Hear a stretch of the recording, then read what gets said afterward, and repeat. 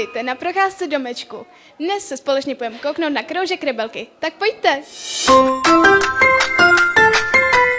Ahoj, chodíte sem rádi?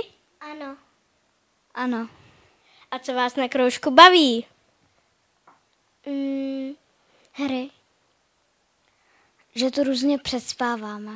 Co zrovna hrajete? Turba prší. O čem to je? Je to o tom, že máme karty a musíme si, když nějakou dáme pryč, tak se musíme okamžitě dobrat z balíčku a je to hodně rychlý. Aha. A baví tě to? Jo. Amálko, už jsi někdy vyhrála? Skoro. Jenom 2 karty. Tak to je dobrý. A baví tě to? Jo. Docela jo. Co děláte někdy jindy?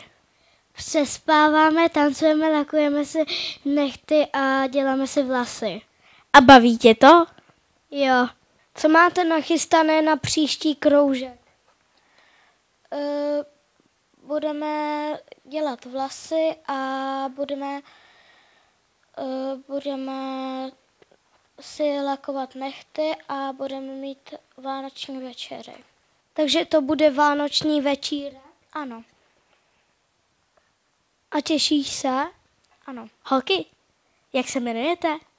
Já jsem Emma. Já jsem Valča. A jaký máte vedoucí?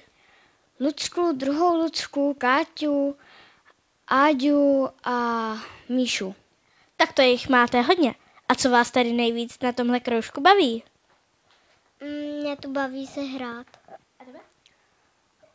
Třeba natáčení vlasů nebo lakování nechtů. No věřím, to bych taky chtěla. Kroužek je určen pro všechny slečny a malé dámy. A víte, že celkem jich chodí na kroužek až 50? Každý měsíc se schází v domečku, kde přespávají a užívají si holčičí párty. Hrají karty a různé deskové hry. A nebo si jen lakují nehty. A protože to jsou rebelky a občas dokážou zazlobit, tak se o tento kroužek stará až 5 vedoucích. My jsme rebelky, my jsme. A příště se zase podíváme na jiný kroužek. Tak ahoj!